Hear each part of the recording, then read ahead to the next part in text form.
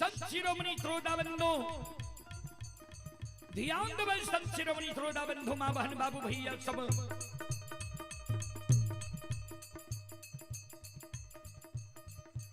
हीरा मोती अबला दाई माई के शब्द सुनकर डाली सजा के भगत बाबा के द्वार जाए छे। भगत बाबा हीरा मोती के पान उठा कर नहीं दै छे। पजियार बाबा के द्वार हीरा मोती जाए छे। पजियार बाबा हीरा मोती के मिट्टी उठा कर नहीं दै छे। ओझा गुनी के द्वार हीरा मोती जाए छे। ओझा बाबा हीरा मोती के झाड़ फूक नहीं क्या दै छे। कहबे किया तो कवि लिखलखिन, ये ध्यान से सुनबे।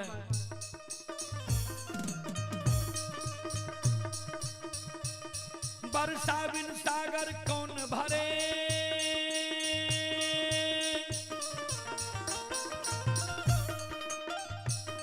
बरसा बिनु सागर कौन भरे, लक्ष्मी बिनु आदर कौन करे।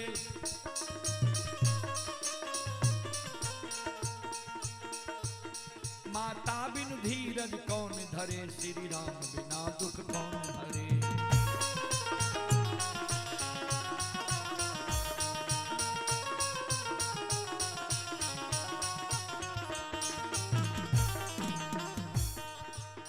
वर्षा बिनु सागर कौन भरे।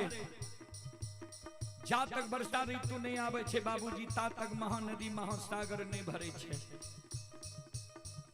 ध्यान देवे। जय मानव पर लक्ष्मी सरस्वती सदा सहाय, वह मानव के मान सम्मान समाज में होई छे। माता बिनु धीरज कौन धरे, एक मां ये जे प्रत्येक कष्ट दुख के सही लई है। श्री राम बिना दुख कौन हरे। जय मानव पर पार ब्रह्म परमेश्वर ठाकुर जी की कृपा छे, दया छे। वह मानव के कष्ट दुख के भगत पजियार ओझा गुनी देवी देवता हरण करे छे। आ जय मानव पर भगवान के कृपा नहीं छे, कोई मानव के कष्ट दुख के कोई भगत पजियार ओझा गुनी देवी देवता हरण नहीं करे छे।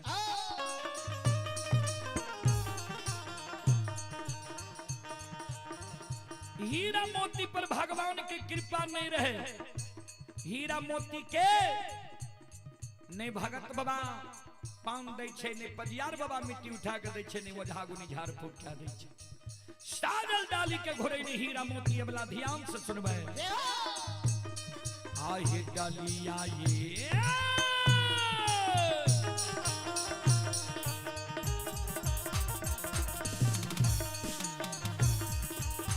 ये बिचारी डलिया घूरई ने,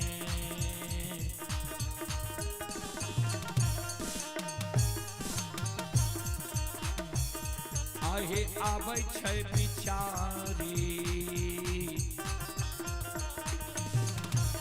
आहे आबै छै की रही।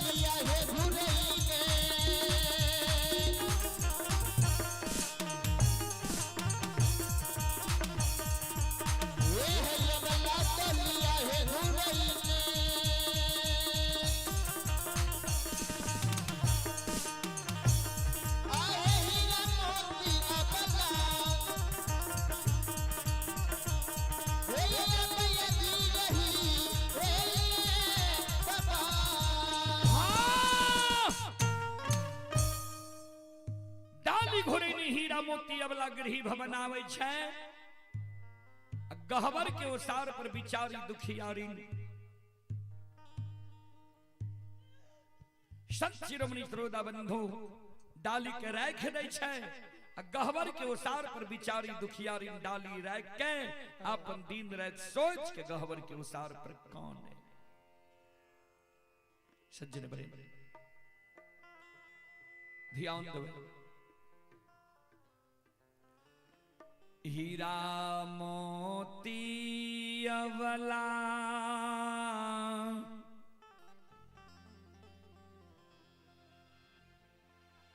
गहबर के वो सार पर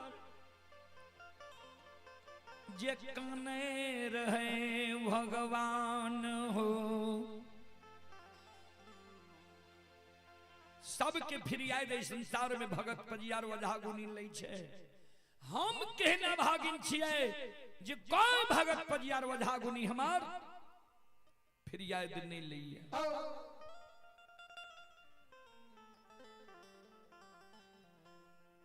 हीरा मोती जे गहबर के उसार पर काने रहे। हीरा मोती के सास रहे गहबर के उल्टी में थेगनी लने खरी। थोड़ा थोड़ा हीरा मोती के सास के कान में जाए आवाज जाए जे हमर पुतौ गहबर के उसार पर काने छी। हीरा मोती के बूढ़ी सास उल्टी से आवाज लगावे कन्या कन्या दुल्हीन की बेला जल्लच के तरह गहबर के उसार पर कानी छो।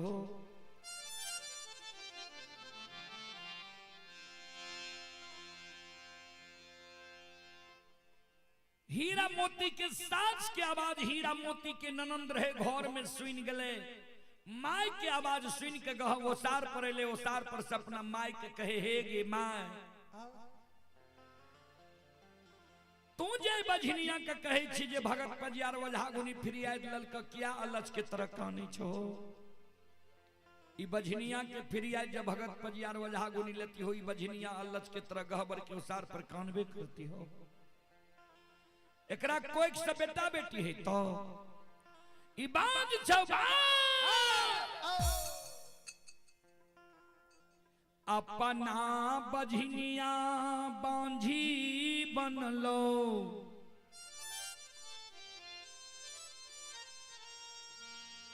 भैया के बांझा बना दिल को अपना निपुतरी बनलो। भैया के निपुतरा बना के वंश खानदान में दाग लगा दिल को। श्रोता बाबू हीरा मोती के साथ अपना बेटी के कहे बेटी तनी दौड़ के हमरा लगिया।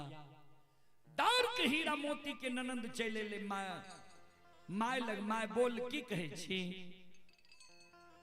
हीरा मोती के सास कहे बेटी के हमरा सूझे नहीं है तनी झाड़ू खोज के ला हमरा हाथ में पकड़ा दे। ननदी बैरिनिया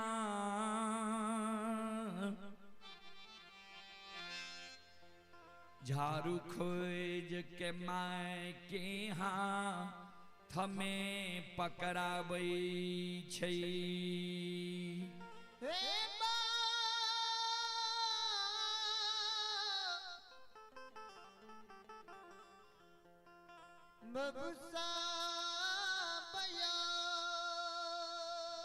जय न हीरा मोती के बूढ़ी सास के हाथ में झाड़ू जाइए वही न हीरा मोती के बूढ़ी सास चमाक के गहबर के वो सार पर चढ़ गई। एक बेटा बेटी पुत्र पुत्री संतान के कारण हीरा मोती के बूढ़ी सास हीरा मोती के बाल झोटा पकड़ के धरती पर गिरा दी। बाबूजी एक बेटा बेटी पुत्र पुत्री संतान के कारण गहबर के उसार पर देखियो हमरा माय बहन की दुख हमरा माय बहन के दर्द। हीरा मोती की सास गहबर के उसार पर हीरा मोती के कतेक दुख गर्जन करे छै। सत शिरोमणि श्रोता बंधु मावहन बाबू भैया सब एक बेटा बेटी पुत्र पुत्री संतान के कारण हीरा मोती के साथ हीरा मोती के वही गहबर के उस आबोरानी के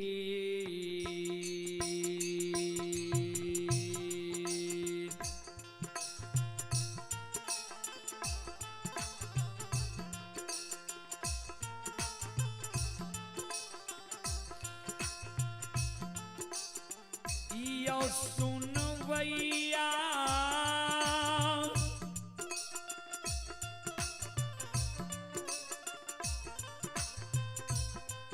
आयो बोरानी के मां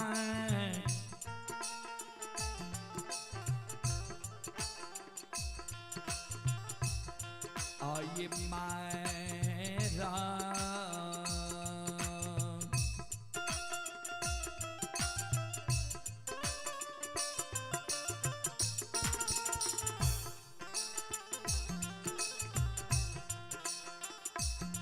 हे यो मारे छैं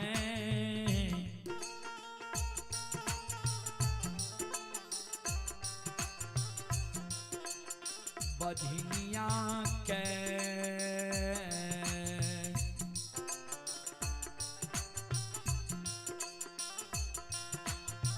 सासु माँ गहा बर के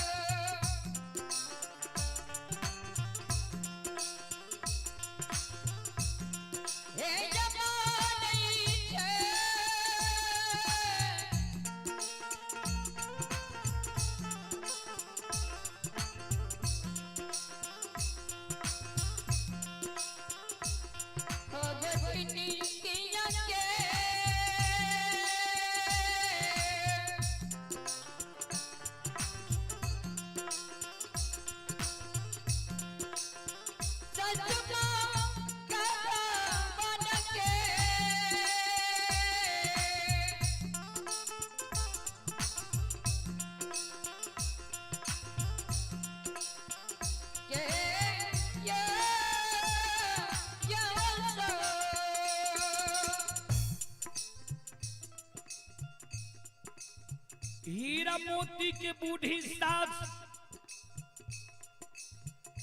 हीरा मोती के पीठ पर एक कई जगह 10-20 झाड़ू मार दे छे। हीरा मोती के जे सास मारे हीरा मोती कान में आंसू गिरे। सास के कहे हे ये सासू माँ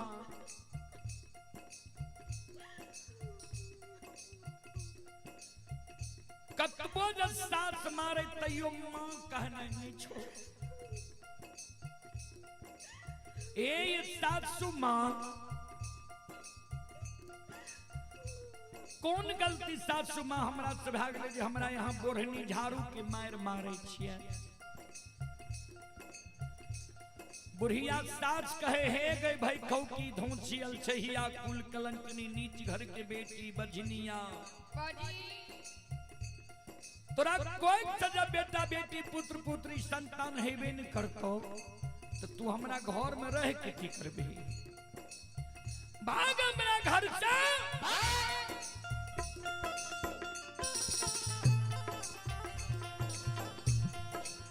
जाय दिन से तू हमरा घर अइले ये ओई दिन से हमरा घर के सुख और शांति के तू छीन ले ये।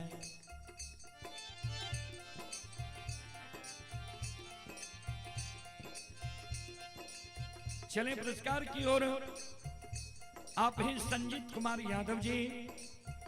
संजीत कुमार यादव जी की ओर से श्रद्धा के साथ बड़े उदार दिल से 11 रुपए की पुरस्कार ऑनलाइन फोन पे के द्वारा आए हैं। श्रद्धालु को बहुत बहुत धन्यवाद, लाख लाख शुक्रिया, बहुत बहुत साधुवाद। जय हो दानी श्रद्धालु की जय हो, उनके समस्त परिवार की जय हो।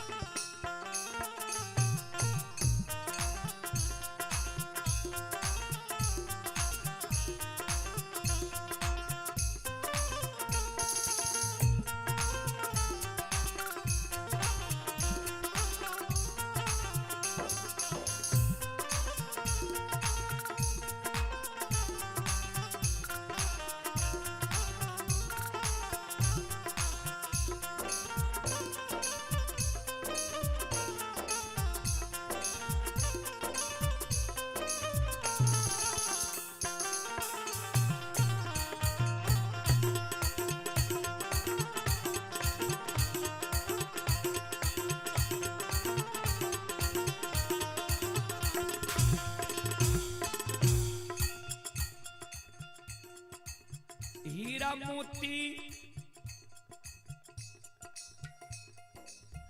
सास के कहे हैं ये सासु माँ बेटा बेटी के कारण माँ हमारा मारे छिया।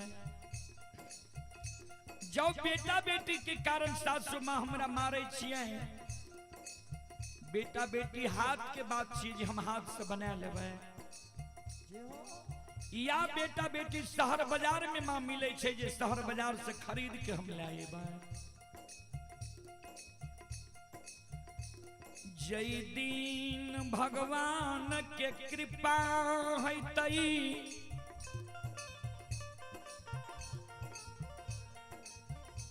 वही दिन जरूर हमारा कोई खसे।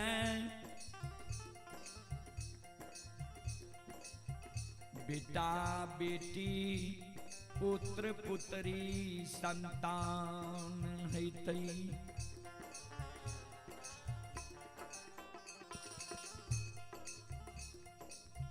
ए सासु माँ माँ त दयालु होइ छे, सास त दयालु होइ छे। जहिना घर में हारी के झापन ढक्कन होइए ओहिना परिवार में बेटी पुतोह के झापन माँ होइ छे या सास होइ छे। ये मुकेश बाबू के पूजनीय माता जी धवौली की निवासी हैं, 11 रुपए की पुरस्कार आए हैं। श्रद्धालु को बहुत बहुत धन्यवाद, लाख लाख शुक्रिया, बहुत बहुत साधुवाद। जय हो दानी श्रद्धालु की जय हो, उनके समस्त परिवार की जय हो।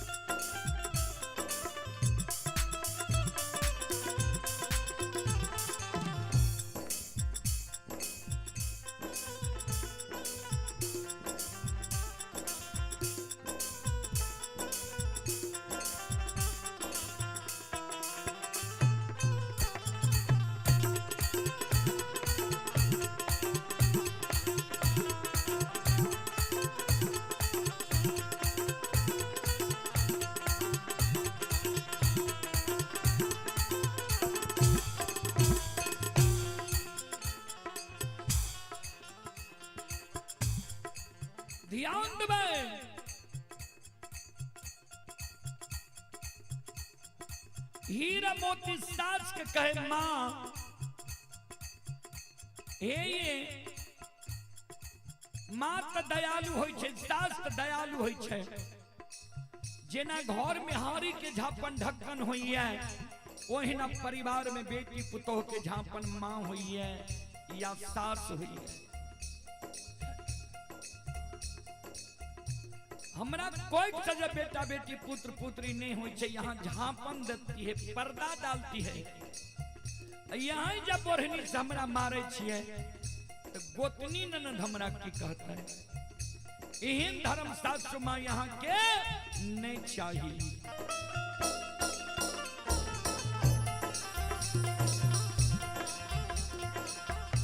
आओ ये यहाँ नौन धारा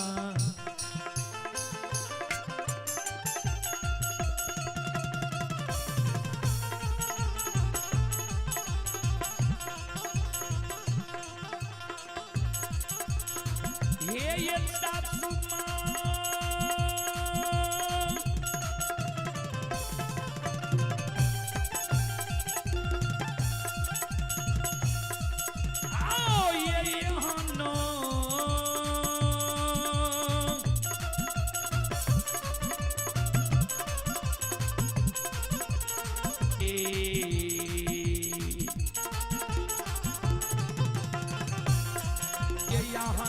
चाही सासू माँ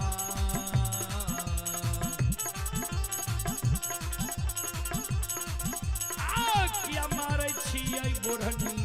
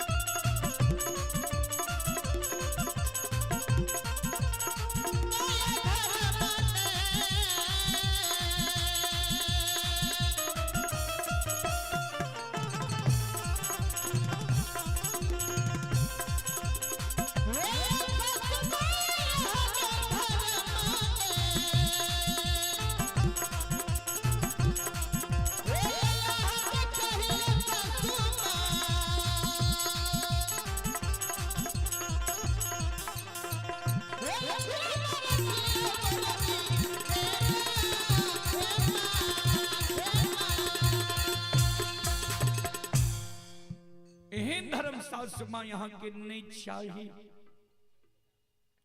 किया बोरहनी से हमारा मारे।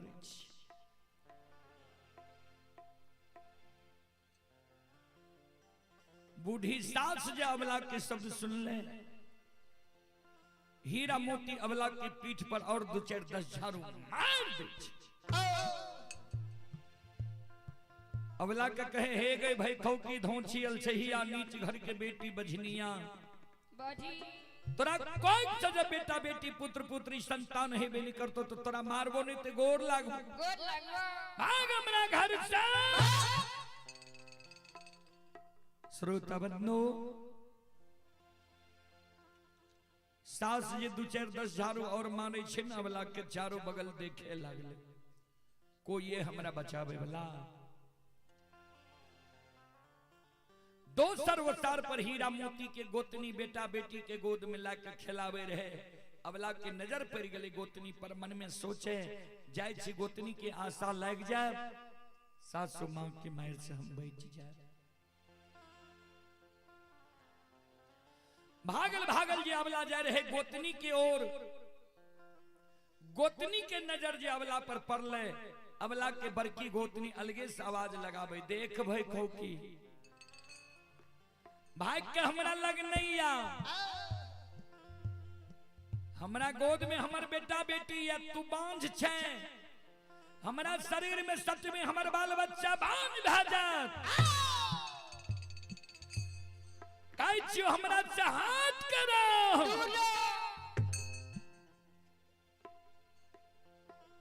तैयो हीरा मोती भागल भागल जाय छे, गोतनी के भर पांज के पकड़ ले छे। दीदी सासु माँ हमारा बोरहनी की मार मारी है, सासु माँ की मार से हमारा बचा लियो न।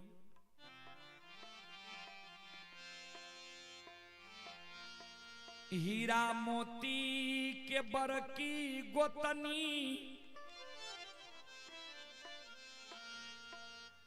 बेटा बेटी के धरती पर राख दई छई।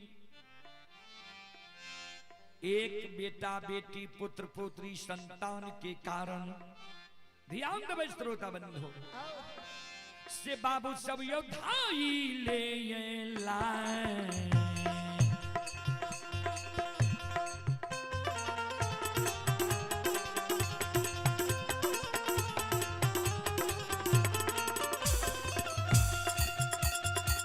यो सुन भैया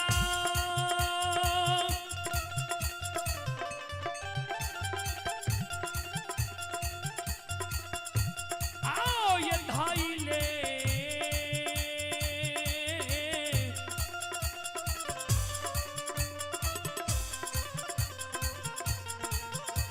यो लाइता ये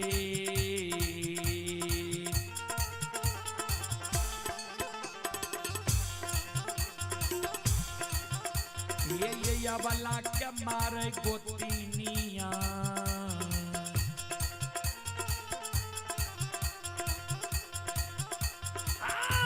मारे वो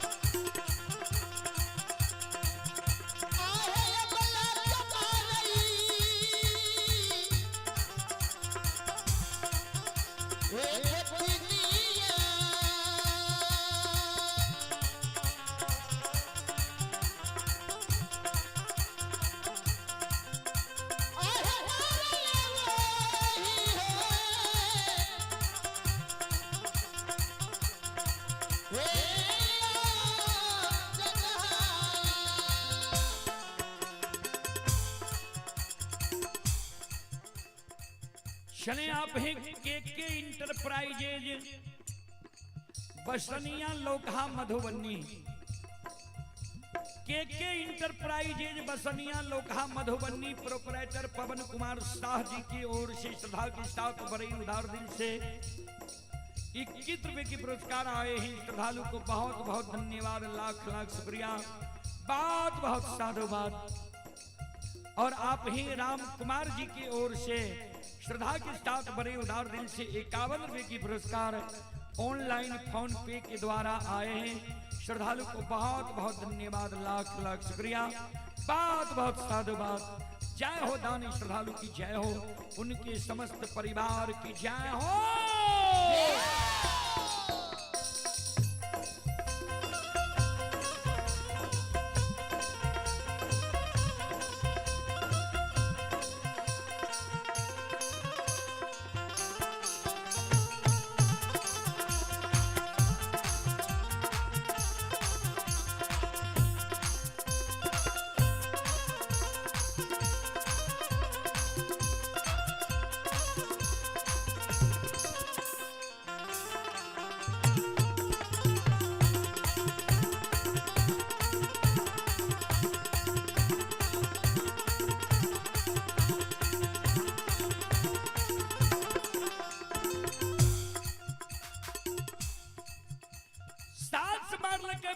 गोतनी ले ले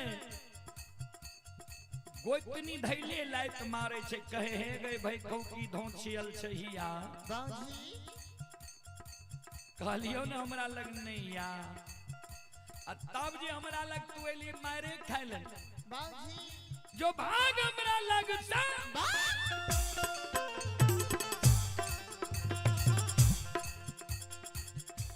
आंगन में जाकर अबला खरी भै जाए काने आंख से आंसू बिचारी के गिरे आ आंगन में जार बेजार काने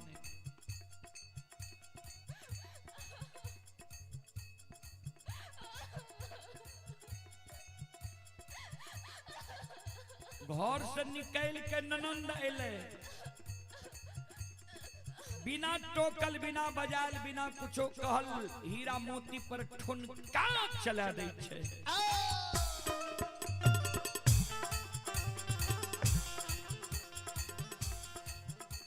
हीरा मोती के ननंद कहे है गए भाई खौकी धोचियल छही आ कुल कलंकनी नीच घर के बेटी बाजी एते सब मैं पुत मिल के मारे छियो भाग नहीं जाए छो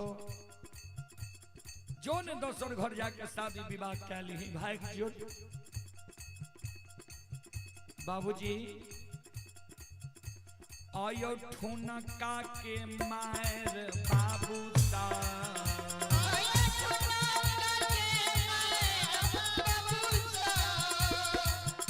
आयो नाना दी बैरिनिया मारे यो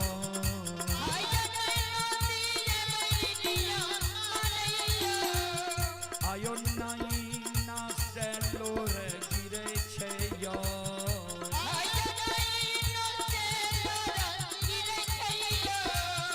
आयो या वाला या भगली के बाबू सा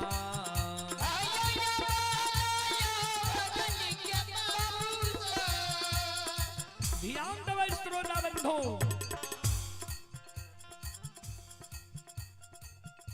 समाज में दाई माई के साथ मारलक ननंद मारलक गोतनी मारलक गैर दलक दाई माई भाई के अपना पुरुष लग गेल अब पुरुष के हृदय के बात बतेलक जे यहाँ की माय हमारा मारी है यहाँ के बहिन हमारा मारी है गैर दैये यहाँ के भाभी हमारा मारे या गैर दैये कोना यहाँ के घर में हमर गुजारा जेते।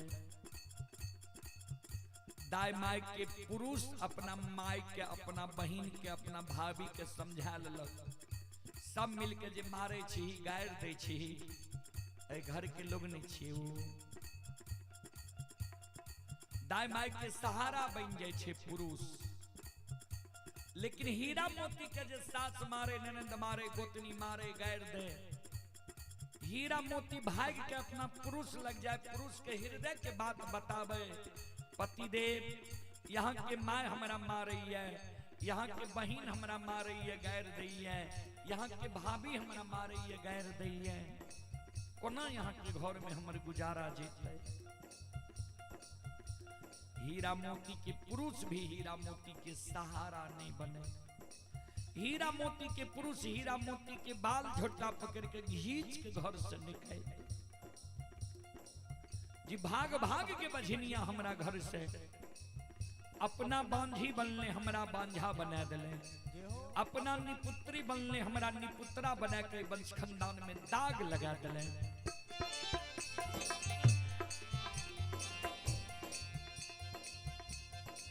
श्रोता बंधु हमर दाई माय फकरा में पढ़ल जे साई रहे दही त सब कहे बहिन साई नहीं रहे दही तो कोई नहीं कहे बहिन। एक साई नाम छे परमात्मा भगवान के और दोसर साई नाम छे पुरुष के। जय मानव पर पार ब्रह्म परमेश्वर ठाकुर जी के कृपा छे दया छे वो मानव के कोई बाल बाका करे वाला नहीं है। जे माय बहन पर पुरुष के नजर छे जय माय बहन पर पुरुष सम्मुख छे वो माय बहन पर समाज में कोई उंगली उठावे वाला नहीं है। हीरा मोती पर हीरा मोती के पुरुष ही सहाय नहीं रहे किया में सास मारते ननंद मारते गोतनी मारते गैर देते।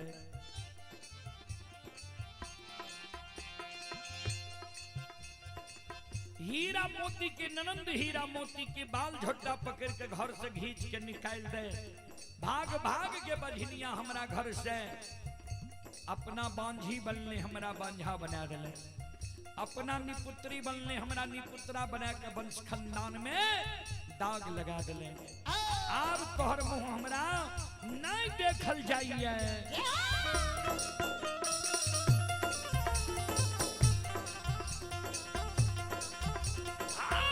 भागे गए भागे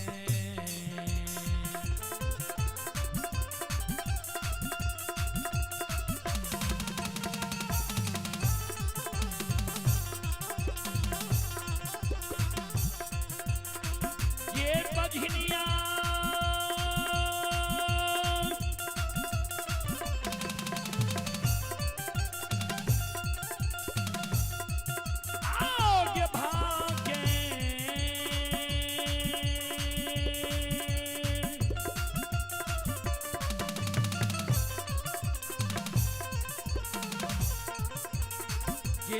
भागेंगे।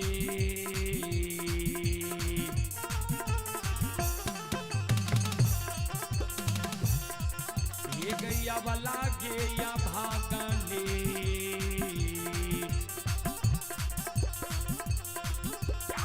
तोहर मुँह देख लो नहीं।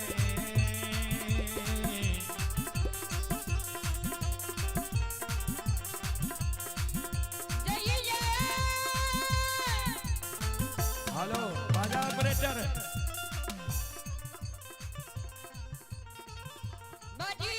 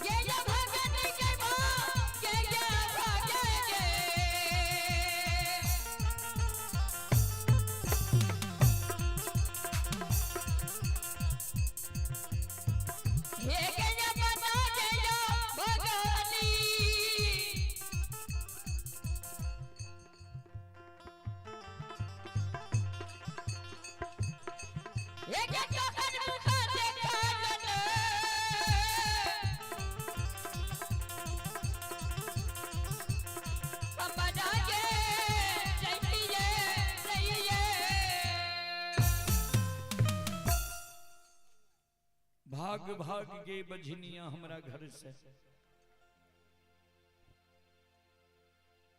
तोहर मुंह हमरा नहीं देखल जाइए।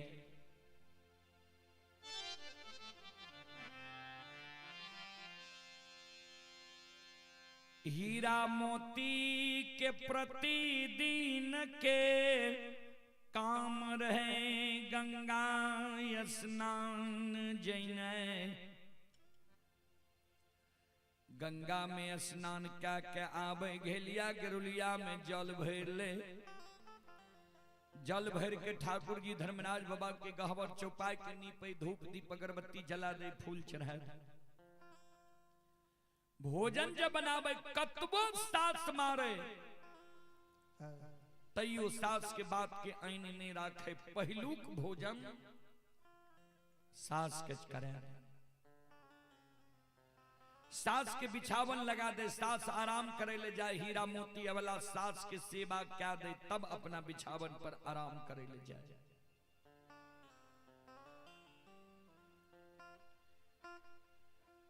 आए हीरा मोती वाला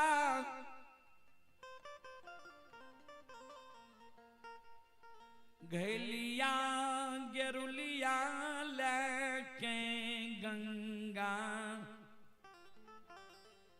स्नान गेली। बाबूजी 12 बरस हीरा मोती के सासुर बसल भए गेलै। आब धीरे धीरे हीरा मोती के आशा टूट गई जे आब लागे हमरा कोई से बेटा बेटी नहीं है। आइए आप ही अमित कुमार पटेल, ग्राम झलारी, थाना ग्वालपारा, जिला मधेपुरा।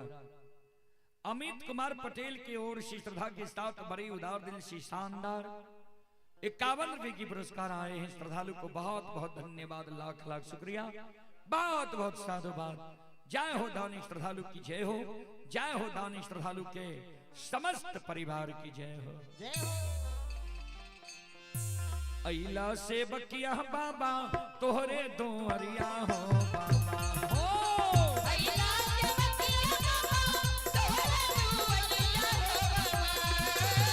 अइला से बकिया बाबा तोहरे दोहरिया हो बाबा हो।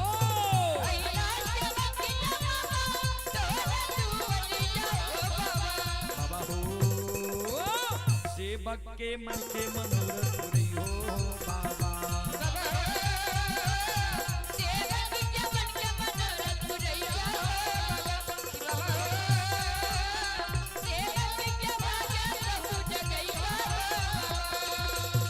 तोहरे दोहरिया में अइला पूजरिया हो।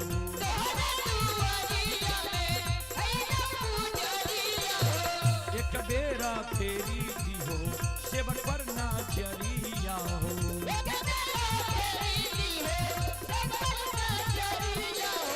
तेरो सहता सेवक तोहरे दोहरिया हो बाबा हो।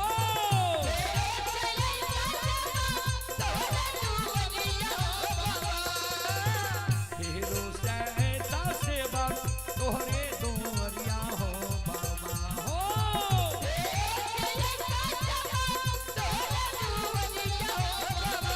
बाबा हो सेवक के बिगड़ी काम बने हो बाबा।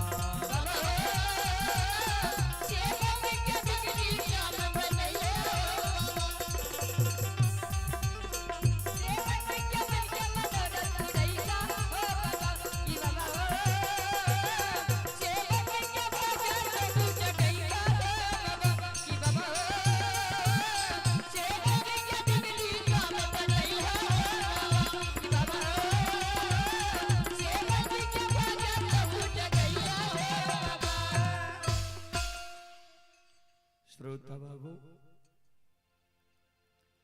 हीरा मोती अबला गंगा स्नान गले, गंगा में स्नान कैल के अघेलिया गिरुलिया में जल भर के हीरा मोती अबला गृही भवन आवे रहे।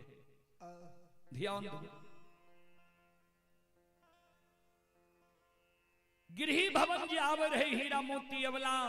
वही से पहले ज्योति बाबा वह रास्ता से निकल ले के दिल्ली से आवे रहे। सैनी वृक्ष के ज्योति बाबा के दिल्ली जाए के बेर में साप दल के रहे। सैनी वृक्ष के ज्योति बाबा हरियर कचोर क्या दल के रहे।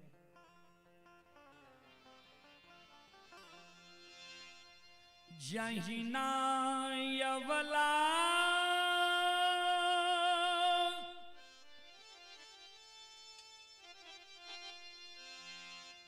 सैनी वृक्ष लगई,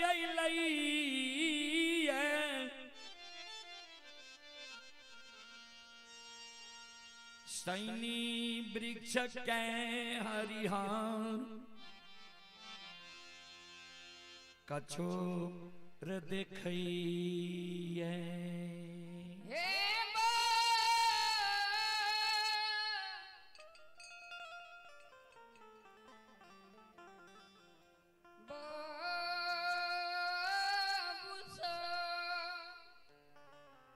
हीरा मोती अबला सैनी वृक्ष के हरियर कचोर देखे छे।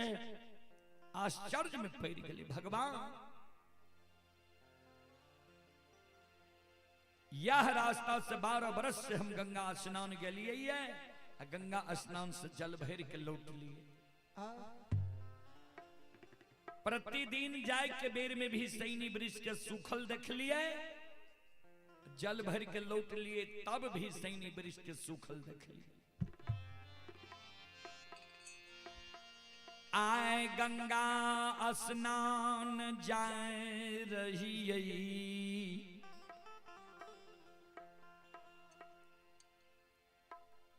सैनी वृक्ष सूखल रही लौट लिया तो देखे एकरा हरियर कचोर हरा भरा फल फूल। जब सूखल लकड़ी सूखल काठ के फिर भगवान ला सकिए इस संसार में। हम ते मानव छी, हार मांस के हमर शरीर छी। भगवान इस संसार में अवश्य छे, हमरो फिर भगवान जरूर इस संसार में लेते। हीरा मोती अबला के आशा जय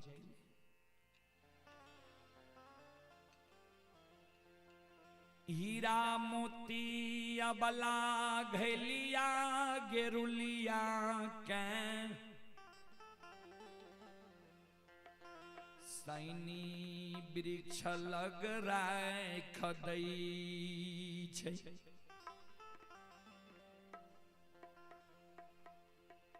घलिया गेरुलिया के सैनी वृक्ष लग राय खदल के कर जोड़ के खड़ी भए गेल।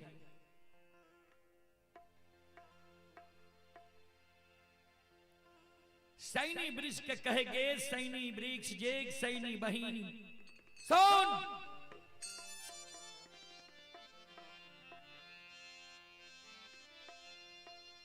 हे गई 12 बरस से यह रास्ता से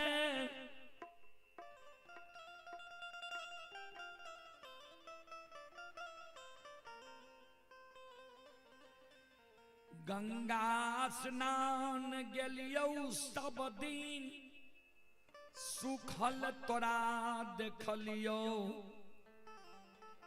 जाइयो के बेर में आबइयो के बेर में सैनी बहिन आज जाए रही है देख लियो, गंगा स्नान जाए रही है देख लियो, सुखल रही लौट लियो या तो देखे छियो हरियर कचोर हरा भरा। हे गई कौन देवी देवता भगता पजियार तोहर फिरिया दलल ये सुखल तन के हरियर बनिल कौय। हमारा साथ दू शब्द तू जवाब कर, हमरा प्रश्न के तू उत्तर दे। अगर हमरा प्रश्न के उत्तर नहीं देबी, हमरा साथ तू जवाब नहीं करबी तो सुन ले, हम जात के ब्राह्मणी छिए, बांझ से हो 12 वर्ष के बाद तू हरियर भेली। अगर हमरा साथ तू जवाब नहीं करबी, हमरा प्रश्न के उत्तर नहीं देबी, जे भगता पजियार वजहा गुनी तोहर फिरिया दिल को ओकर नाम नहीं बतेबी तो तू सुन ले। से सैनी हे गई बांझी गे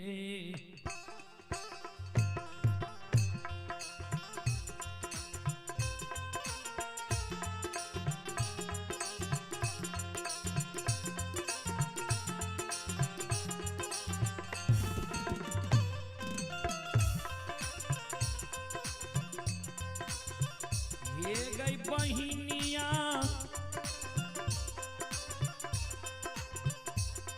आगे बांझी गई गजना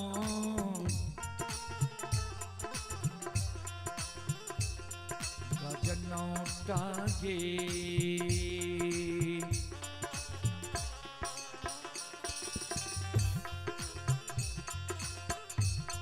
आ लगाइए देवोगे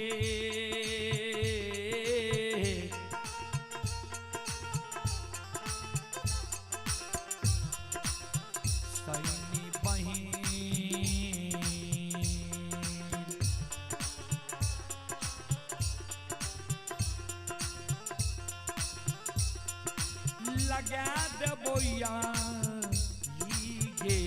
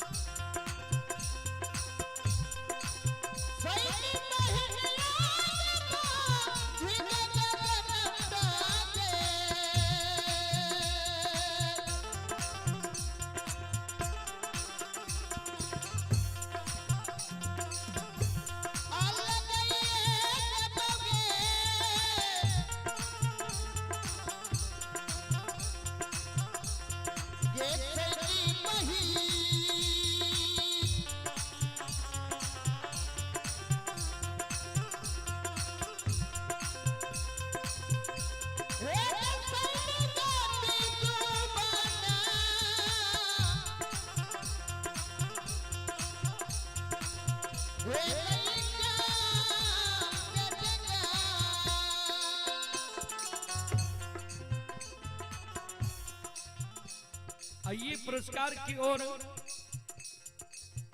आप हैं चंद्रशेखर बाबू के पूजनीय माता जी। चंद्रशेखर बाबू के पूजनीय माता जी की ओर से 11 रुपये की आशीर्वाद हमारे मंडली के लिए आए हैं। माता जी के चरण कमलों में कोटि कोटि नमन करता हूँ, आशीर्वाद चाहता हूँ, भगवान से कामना करता हूँ भगवान माता जी को भव सागर की नैया से पार लगा दे। गोविंद कुमार जी की ओर से 51 रुपये की पुरस्कार आए हैं और आप हैं सबनम कुमारी, सोनम कुमारी, सोनाक्षी कुमारी, पिता अभिमन्यु कुमार, ग्राम पोस्ट झलारी, थाना ग्वालपारा, जिला मधेपुरा।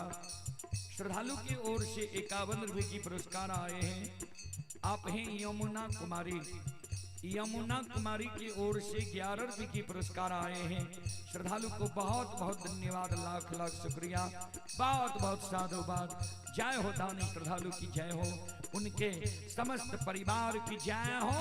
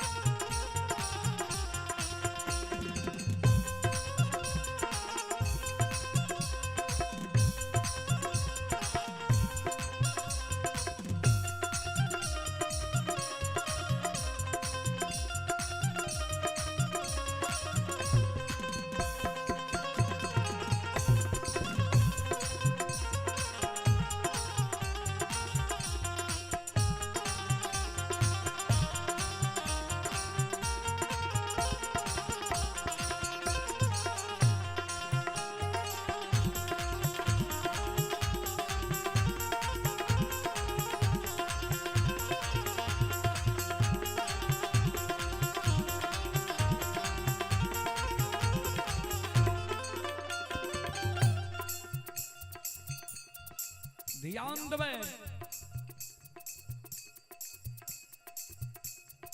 हीरा मोती अबला जे सैनी वृक्ष के कल के वो भगत पजियार ओझा गुनी के हमरा पता बता। धर्मराज बाबा बजरंग बली ज्योति बाबा के संग साथ राजा चंद्रबली के द्वार की ओर जा रहे। धर्मराज बाबा बजरंग बली के कहे, बजरंग बली देखा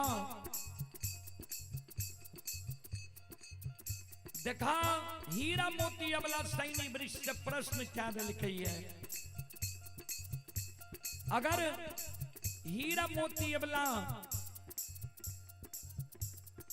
ये सुभाष कुमार की ओर से शानदार 11 रुपए की पुरस्कार आए हैं और ओम गणेश की ओर से 11 रुपए की पुरस्कार आए हैं। मयंक कुमार पिता विनोद यादव 11 रुपए की पुरस्कार आए हैं और दिलखुश बाबू की माता जी की ओर से 10 रुपए की पुरस्कार आए हैं। श्रद्धालु को बहुत बहुत धन्यवाद, लाख लाख शुक्रिया, बहुत बहुत साधुवाद। और ये पवनिया की माता जी की ओर से शानदार 12 रुपए की पुरस्कार आए हैं। श्रद्धालु को बहुत बहुत धन्यवाद, लाख लाख शुक्रिया, बहुत बहुत साधुवाद। आओ ये दानी के मान के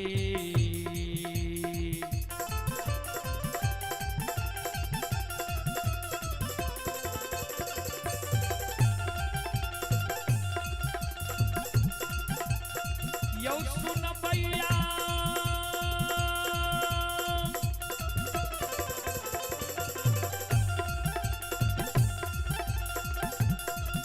आयो दानी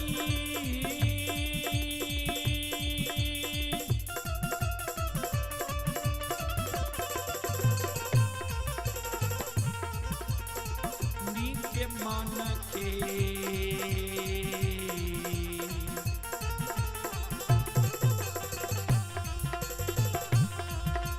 मनोरथ हो धर्मराज बाबा।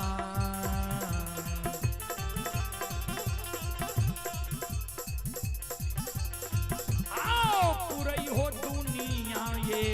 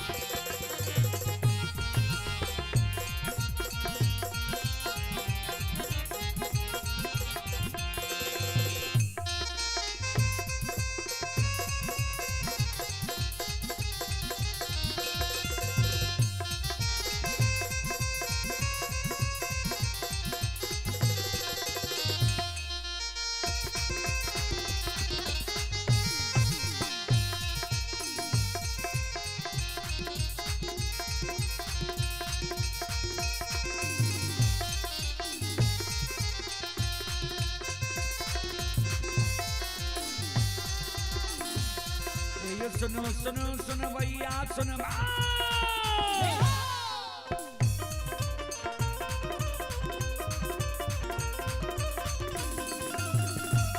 ये सुनो सुनो सुनो भैया सुन भैया गवैया बजो भैया सुन भैया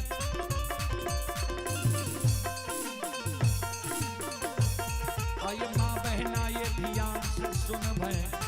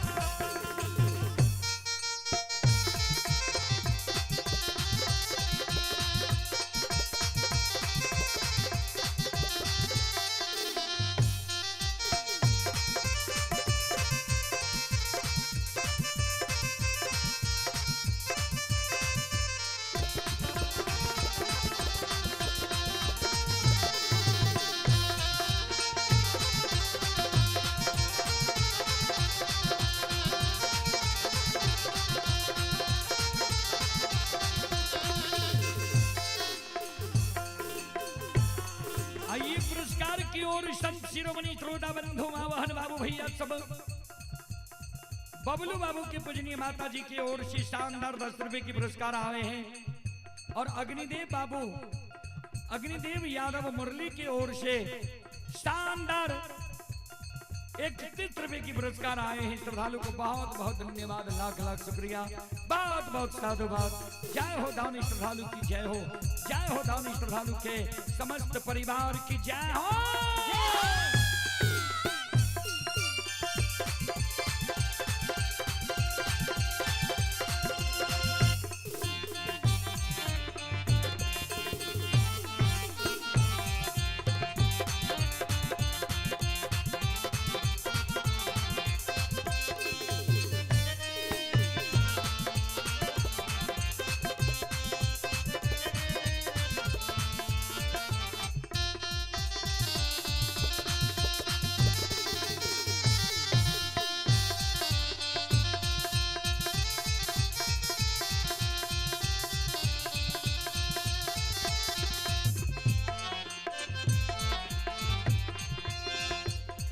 आइए आप ही विजय शाह मुरली के निवासी हैं।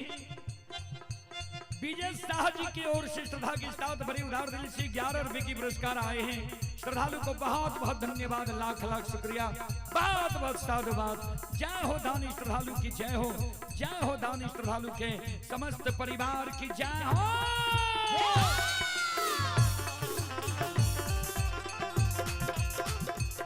ए हो भला बाबा भंडार का भैरी ये भी हो।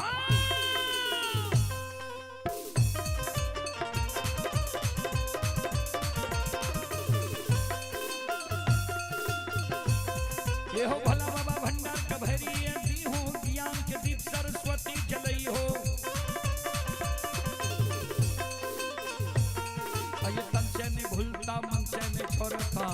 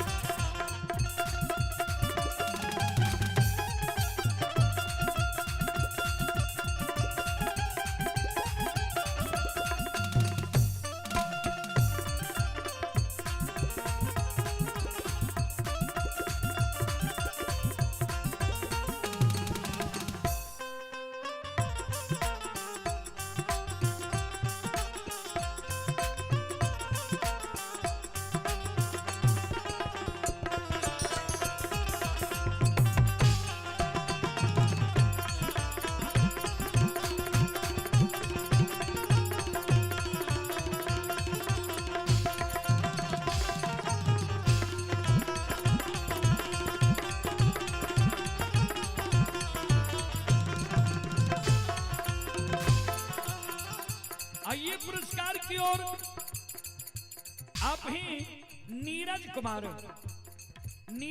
की ओर से श्रद्धा के साथ ऑनलाइन फोन पे के द्वारा 10 रुपए की पुरस्कार आए हैं। श्रद्धालु को बहुत बहुत धन्यवाद, लाख लाख शुक्रिया, बहुत बहुत साधुवाद। सत शिरोमणि श्रोता बंधु मावहन बाबू भैया सब, धर्मराज बाबा कल के बजरंग बली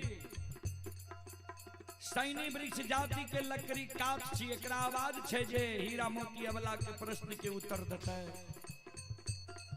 कारण माया के विस्तार करियो, मक्खी के रूप धारण क्या कहे सैनी वृक्ष के डाल पर बैठ जइयो आ हीरा मोती अवला के प्रश्न के उत्तर दे दियो।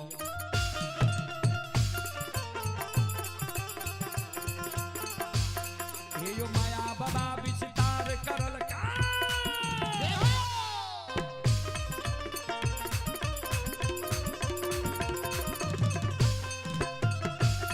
हे हो माया बाबा विस्तार करल कई अपन रूप के छोड़िए देलकै।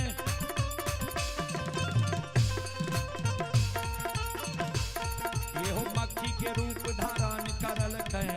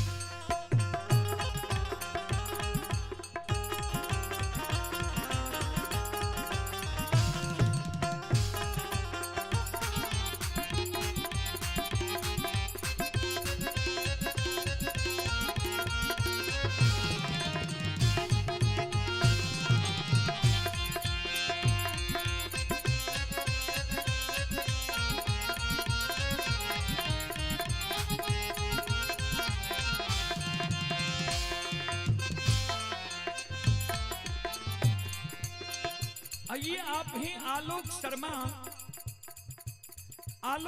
की ओर से श्रद्धा के साथ बड़े उदार दिल से शानदार 11 रुपए की पुरस्कार आए हैं। श्रद्धालु को बहुत बहुत धन्यवाद, लाख लाख शुक्रिया, बहुत बहुत साधुवाद। जय हो दानी श्रद्धालु की जय हो, उनके समस्त परिवार की जय हो।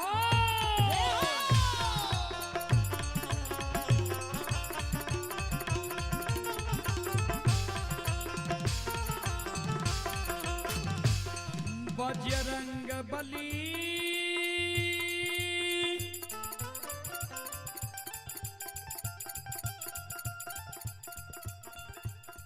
सैनी के डाल पर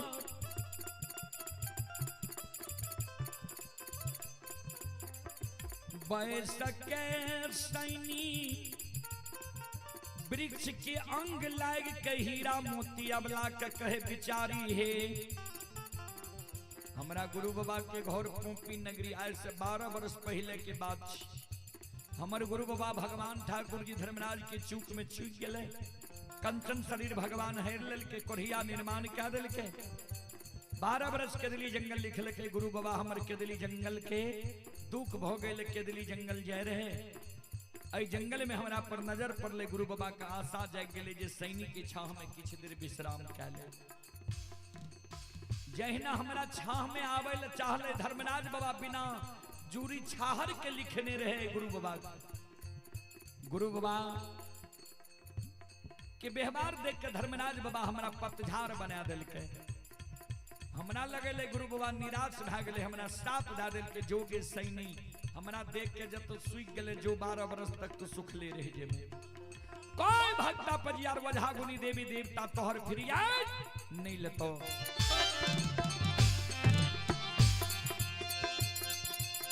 वहां गुरु बाबा हमर कदली जंगल से लौट ले, हमर फिरियाद लेल के सुखल तन के हरियर कचोर बने के।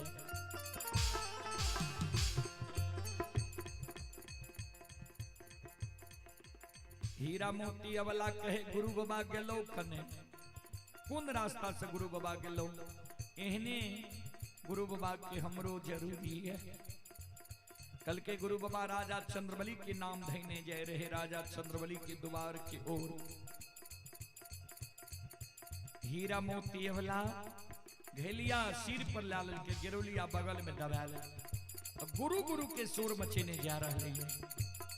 आहे गुरु वही के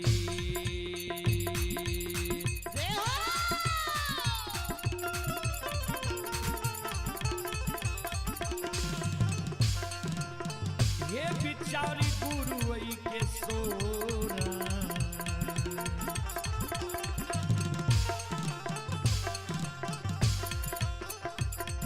मचैने हे बिचारे अहे चल ले गुरु बाबा के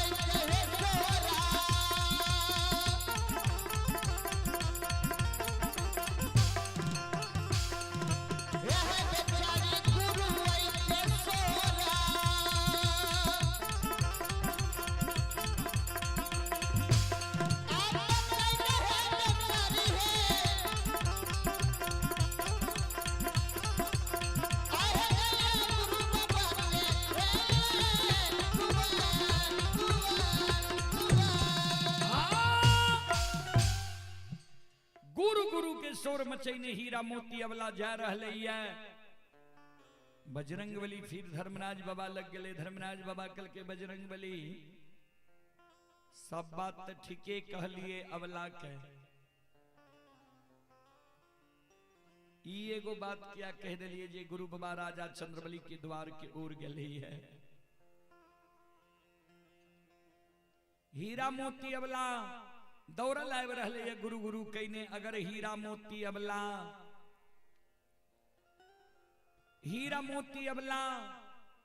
ज्योति के नजदीक कहते ज्योति के पैर पर गिर के कहते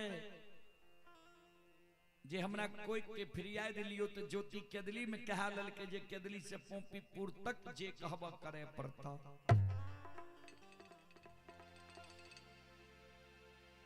अबला के ज्योति कहते जरा कोई से बेटा बेटी पुत्र पुत्री दियो जबकि अबला के कोई से बेटा बेटी नहीं है तेकरा साप लागल छे। बजरंग बली कल के सरकार तक कोना है ते कल के सुनो माया के विस्तार करियो संत के रूप धारण करके अबला का भरमा दियो रास्ता भटका दियो। धर्मराज बाबा बजरंग बली संत के रूप धारण करके अबला के आगे में खड़ा भ गए। अबला के बिचारी कहाँ जाए छो कानल। अबला कल के यह रास्ता से गुरु ज्योति बाबा गए कल के कौन जरूरी छा ओकरा से कल के गुरु ज्योति बाबा लग कोई के हम हृदय से लगे कल के जब तोरा कोई के हृदय से लगे नहीं छा तो ज्योति बहुत दूर चल गए।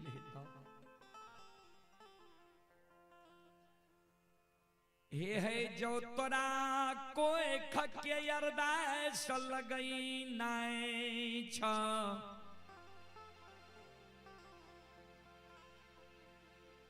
तो निश्चित भगता के तोरा तीर पता बता दे छिया। जा भगता लग तू तोरा कोई से बेटा बेटी पुत्र पुत्री भै जेता। बिचारा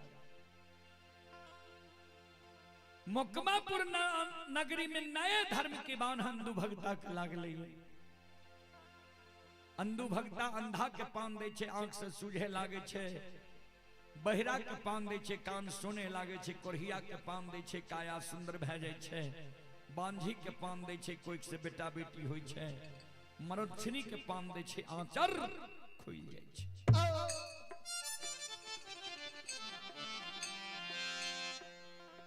अंधु भक्ता जे तोरा पान दे दे तो तोरा कोई से बेटा बेटी पुत्र पुत्री भै जेता चल जा तू अंधु भक्ता ल। हीरा मोती मन में सोचे ठीके कहिए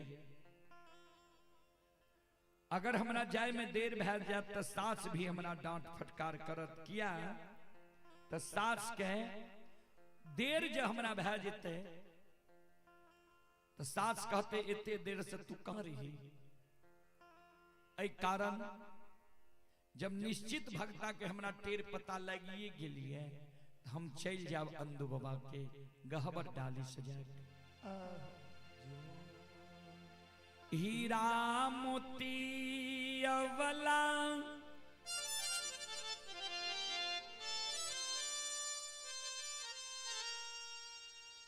आबै छै गहबर घर के नीप लै छै, धूप दीप अगरबत्ती जला दे छै, फूल चढ़ा दे छै, सास के आगे में कर जोड़ के खड़ी भै जाय छै। माइये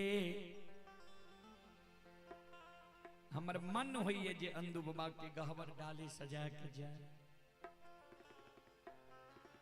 कल के जो अंदू बाबा के गहबर डाली सजा के जेबही तो एगो शर्त छो, मंजूर हो तो जो और नहीं मंजूर हो तो नहीं जो।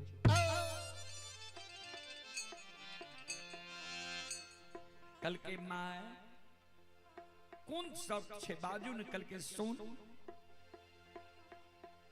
हे गयान दिन जब तू डाली सजा के भगता पजियार वजहा गुनी के आंगन जाए रहे। भगता पजियार वजहा गुनी तोहर फिर याद नहीं ले रहो, घूर के हमरा घर तू चल आवे रहे।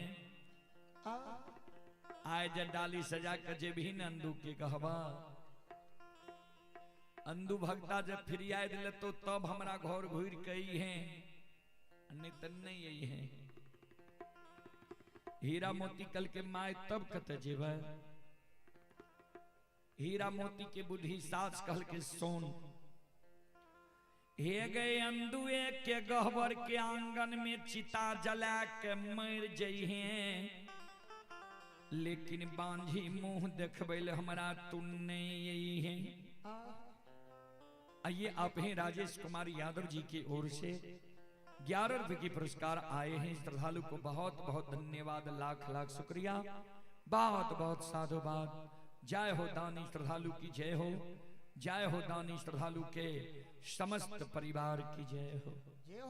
संत शिरोमणि श्रोता बंधु माँ बहन बाबू भैया सब। हीरा मोती के बूढ़ी सास से हीरा मोती के कहे अंदू के गहबर के आंगन में चिता जला के मर जे हैं, लेकिन बांझी मुंह देखबैल हमरा नहीं है। ओहो से नहीं हो एतेक दायमा ए दुनिया संसार में रीस गुस्सा पर जहर विष खा के मर जाय छै। तोरा जहर विष ने देखल छो, ककरो मरतो ने देखलही है। हे गई अंदू भगता जब तोहर फिर याद लतौ त घूर के हमरा घर तू यही है। अंदू भगता जो फिर याद नहीं लतो ते ध्यान से तू सुन ले। बझनिया गई जहाँ गए बी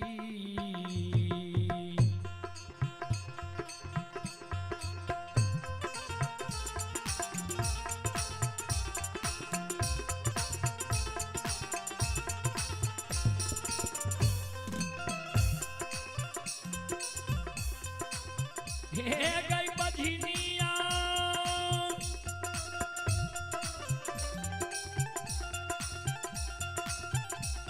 आगे जहारा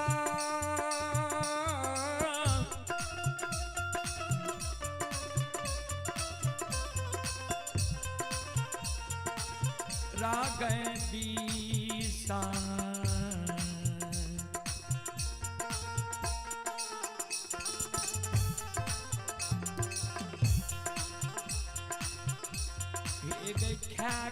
गे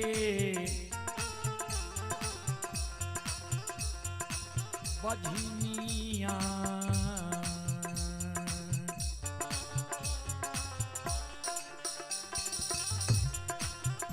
हे गई मर जई है दुनिया के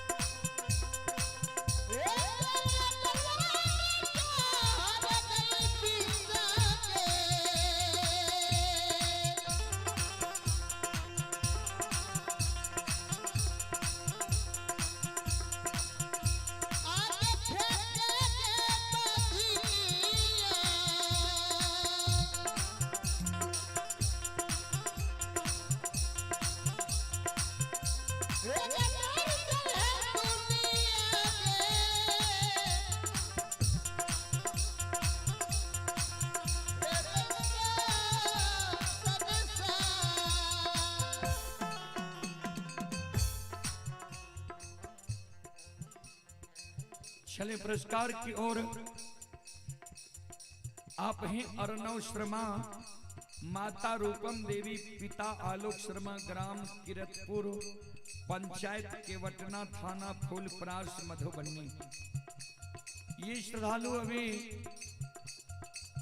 हरिद्वार में यह कार्यक्रम लाइव देख रहे हैं। श्रद्धालु की ओर से 11 रुपये की पुरस्कार आए हैं।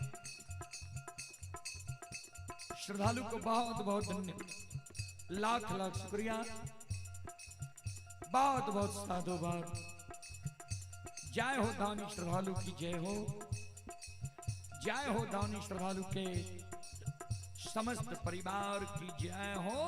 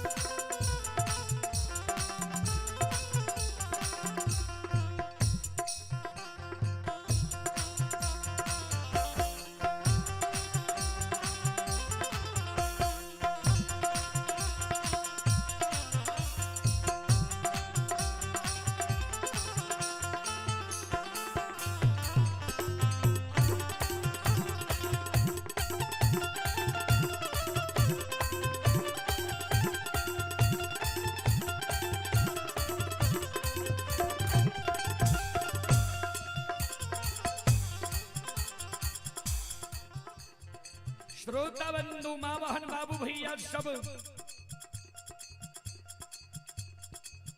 हीरा मोती कल के ठीक छे माय। अंदु बाबा जो हमर फिर याद लते तो यहाँ के घर घूर के याद नित नहीं याद। हीरा मोती अबला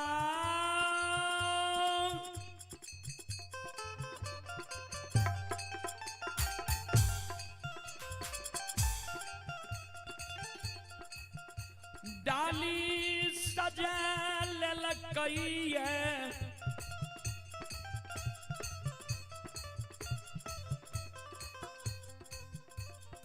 डाली में अरबा छठ पान सुपारी तुलसी के फूल लाल कइए।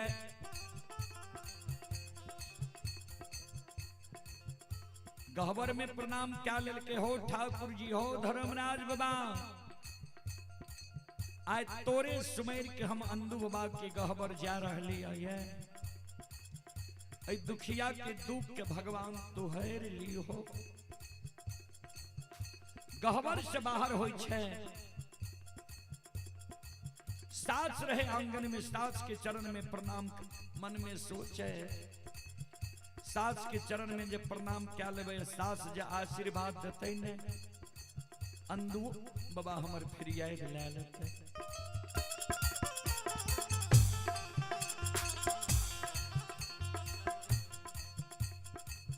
जहिना सास के चरण में हीरा मोती प्रणाम करे छे, सास कल के मुंह घुमा ले, कल के भागले हमारा लग सकी नहीं जो भाग। बड़की गोतनी रहे वो सार पर बड़की गोतनी के चरण में जाकर प्रणाम करे ले जाए छे। बड़की गोतनी पैर खींच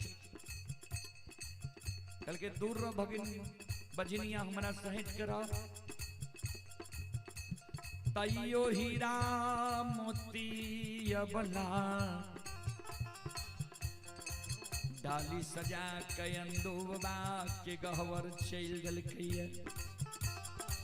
एक डेग जाइए, दोसर डेग, तेसर पग उठल के सोर सगुन के जे जाए रहे बुढ़िया साथ टोक दल के गे बजनिया बाजी सुन अने सुन एने घुर के या एगो और बात सुन ले तब जइए। हीरा मोती अबला लौट के चले ले। सासू माँ की कहे छिया कल के सुन हमहू सुन लो ये जे अंधु भक्ता जकरा पान दे छे ओकर बानी असत्य नहीं होय छे। अगर अंधु भक्ता तोरा पान दे दो कह दो जा तोरा कोई से बेटा बेटी भै जेतो, हमरो आंख से नहीं सुझैया कान नहीं सुनैया, हमरो अरदास अंधु भक्ता लगा दी। ध्यान देबै श्रोता बंधु। अबला कल के ठीक छे सासू माँ आओ ये डालिया ये साझा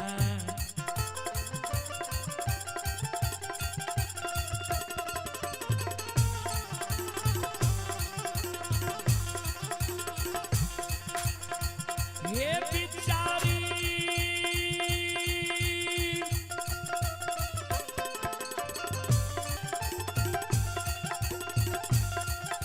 आओ ये डालिया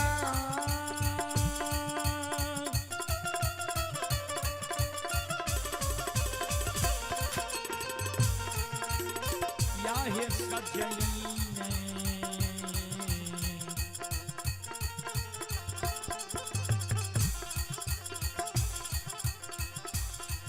आहे हीरा मोतिया वाला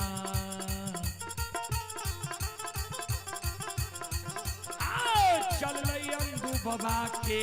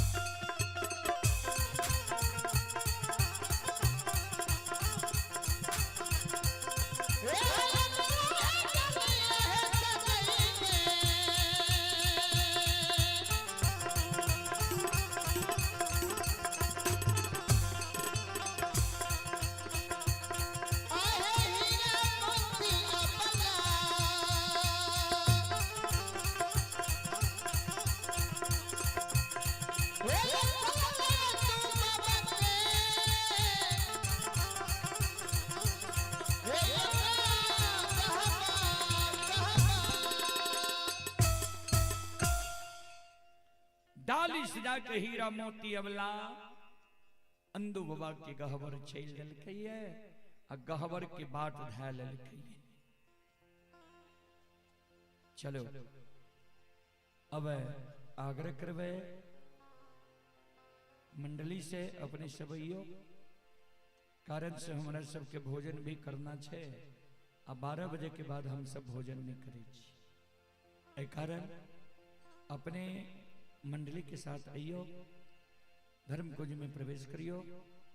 श्रोता बंधु,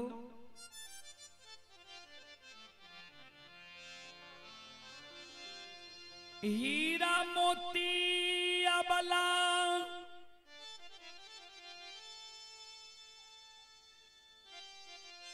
एक डेग जाइए,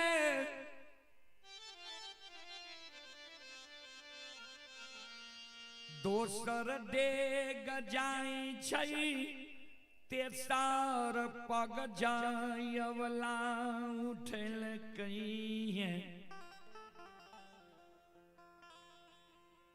सज्जन बड़े जाते जाते जाते अधवटिया में पहुंचले धर्मराज बाबा सतपुर में चौंक गए।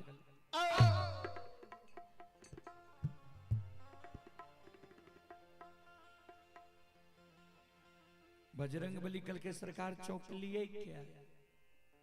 धर्मराज बाबा कल के अन्याय हो ले जा रहे। बजरंग बली कल के सरकार कौन अन्याय? कल के हीरा मोती अवला डाली सजा के अंधु के गहबर जा रहे है। अंधु के नए धर्म की बांध लाग ली है, नए भगता अंधु के बनी ली है। अंधु जब भगता बने रहे तो हमारा से कह लल के पान दिए भगता पुरावे देवता। पान हम देबा तोरा पुरावे पर तो अंधु के कह दिलिए ठीक छे, तू पान देबो हम पुरा देबो।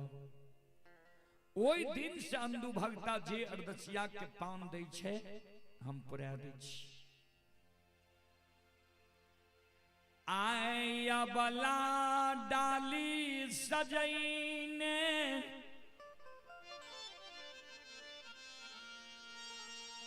अन दू के गहवर जा रहलई है। अनदु भगता के अंधु भगता अवला के पान दे देते, सब अर्दसिया के भी पान देते, सब के मनोकामना पूर्ण भे जेते। अवला के कोई से बेटा बेटी पुत्र पुत्री नहीं होते। अवला के कोई से जब बेटा बेटी पुत्र पुत्री संतान नहीं होते।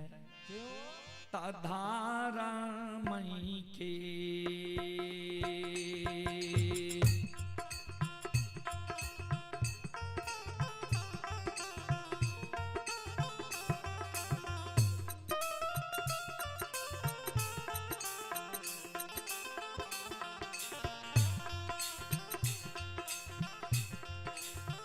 राम के दूत हो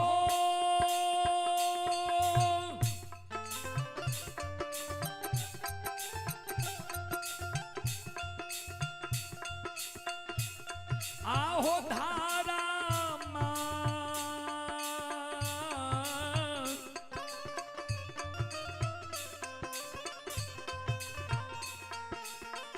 माँ के नाम में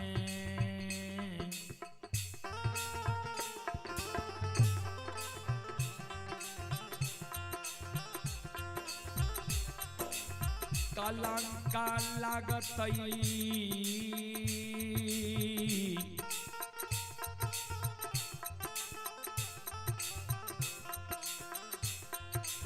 महावीर जी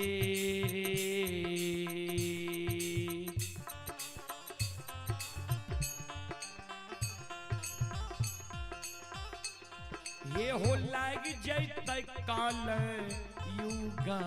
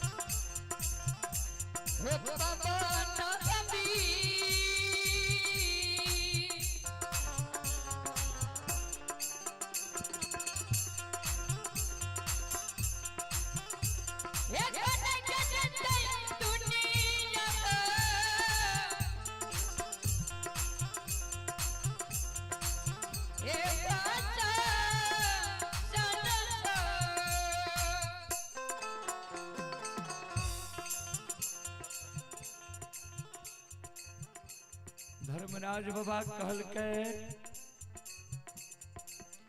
धर्म में कलंक लग जिते, कोई नहीं कलयुग में धर्म के नाम जपते।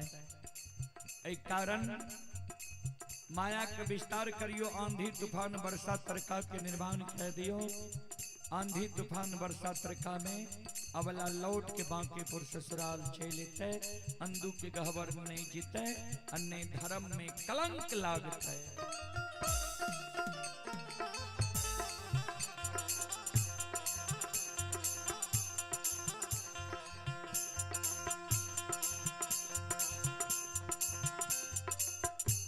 श्रोता बंधु, हमारी माँ बहन बाबू भैया सब बजरंगबली माया के विस्तार कह दे छे। माया के लिए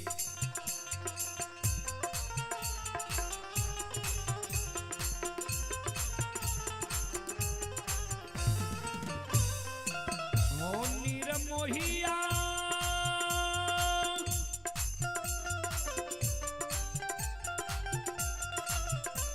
ये हो माया,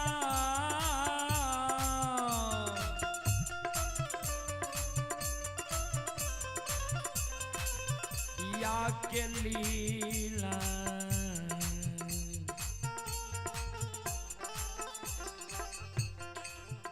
ये हो रचई छई हो ठाकुर जी।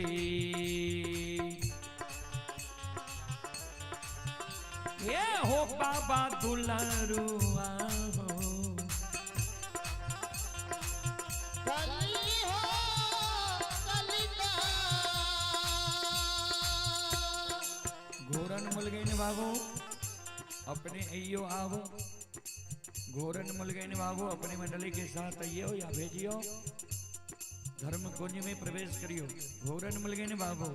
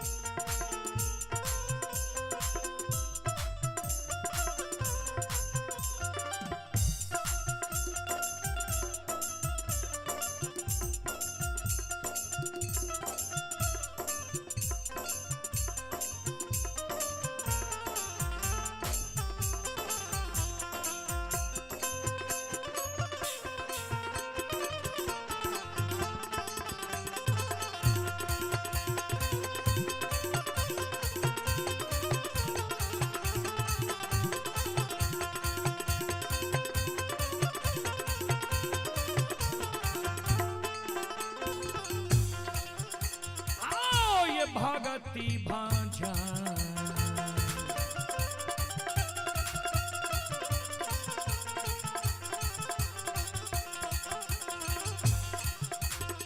यो सुन भैया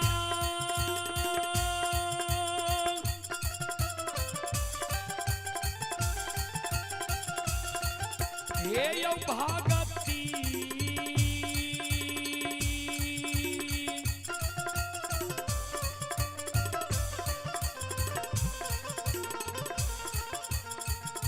यो भजन के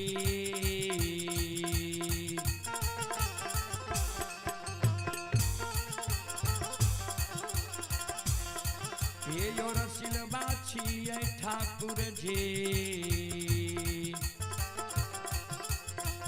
हे यो बाबा दुलरुआ ये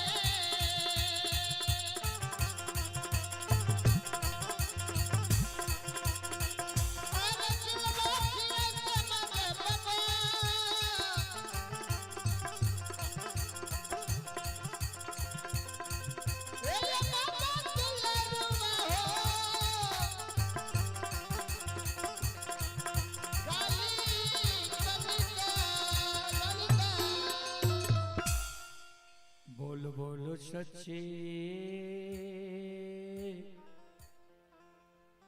दरबार की